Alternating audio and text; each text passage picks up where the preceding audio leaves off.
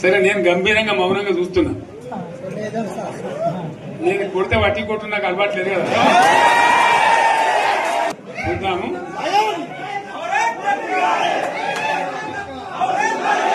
నాకు కానీ అన్నట్టుగా నేను చూస్తా ఉన్నా. కానీ మనోళ్ళందరూ కూడా ప్రతిపాదిస్తుంది ఏంటంటే, ఒక సంవత్సరం జరిగిపోయింది, సంగమేశ్వర ఆన్నే పన్నది, బసవేశ్వర ఆన్నే పన్నది, పాలమూరు ఉత్పత్తుల పథకం ఆన్నే పన్నది, కాళేశ్వరం అట్లా ఎండబెడుతున్నారు, ఇవన్నీ అన్యాయాలని. కాబట్టి ఫిబ్రవరి నెలాఖరులో ఒక పెద్ద బహిరంగ సభ పెట్టాలి, మీరు కథ చూడాలి అని జరుగుతూ ఉంది.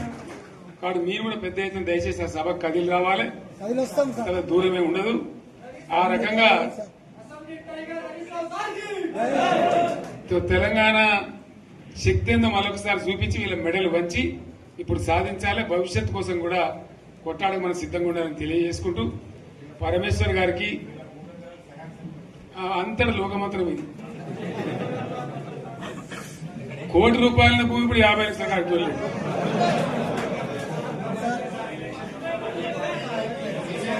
ఈ ఒక్కని బాధ ఒక ఆయన వచ్చింది, మన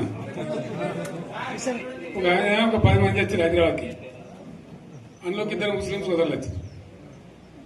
साहब सो तबाह हो गया, इफलासी मुफलसी बच्चों क्या दबे हो गया. तुम्हारा क्या हुआ बहन, तुम्हारा क्या हुआ, तुम हैदराबाद में तुम लोग हैं. मेरा कारोबार है साहब, मेरा छोटा मोटा कारोबार है, होटल भी है, 70% गिर गया. हर कोई पूछ रहे, हर कोई केसीआर को याद कर रहे सामान. వాళ్ళు మాట్లాడుతున్నారు. ఎక్కడి ప్రతి ఒక్కరు భూముల ధరలు పోయినాయి, మన్ను పోయినాయి, మసాలా అన్ని పోయినాయి. ఇంత మంచిగా 4 ఎకరాల రైతు నేను 4 కోట్ల ఆసామని అనుకుంటుండే, అంత ధీమా ఉంది.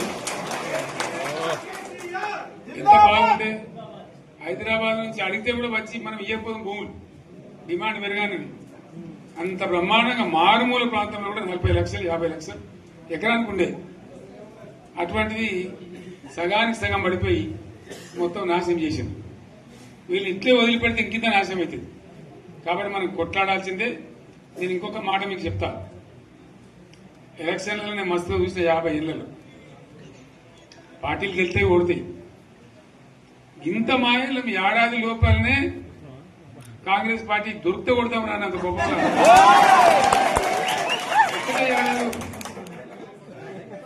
ఇంకా వాళ్ళ పొంద తెలివికి నిన్న వారి పార్టీడే మంది పెట్టాలి, అదేందో పోలింగ్ పెట్టిన వాడు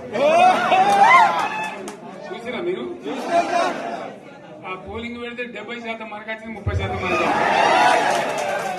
వాడు పెట్టింది మనం పెట్టింది కాదు. 75 ఇది పరిస్థితి. అదే నేను ఏమంటున్నా అంటే,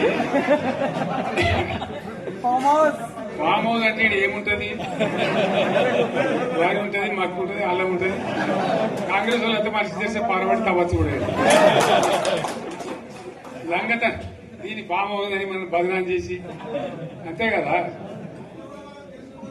నేను ఏమంటున్నా అంటే, అన్ని మబ్బులు విడిపోయినట్టు ప్రజలకు అన్ని తెలిసిపోతున్నాయి.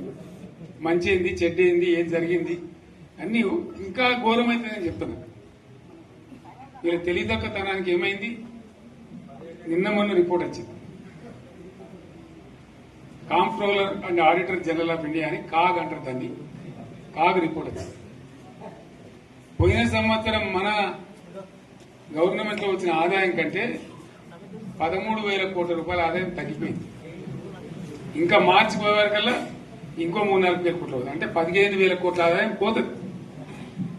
మన గవర్నమెంట్ ఉన్నప్పుడు ప్రతి ఏడాది 15,000 కోట్లు పెంచుకుంటూ పోయినండి, చెప్పేసుకుంటూ పోయింది. ఏడాది 10 నుంచి 15,000 కోట్ల ఆదాయం పెరిగేది మన టైంలో. అంత జాగ్రత్తగా మనం వ్యవహారం చేస్తాం. ఇలా ఉల్టా 15,000 కోట్లు పడిపోయింది. ఇంకా వాడేమిస్తాడుగా, ఇంకా ఇస్తారా?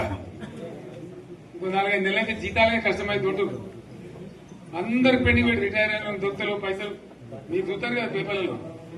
సో ఆ విధంగా రాష్ట్ర ఆర్థిక పరిస్థితిని కూడా దివాలా తీయించారు.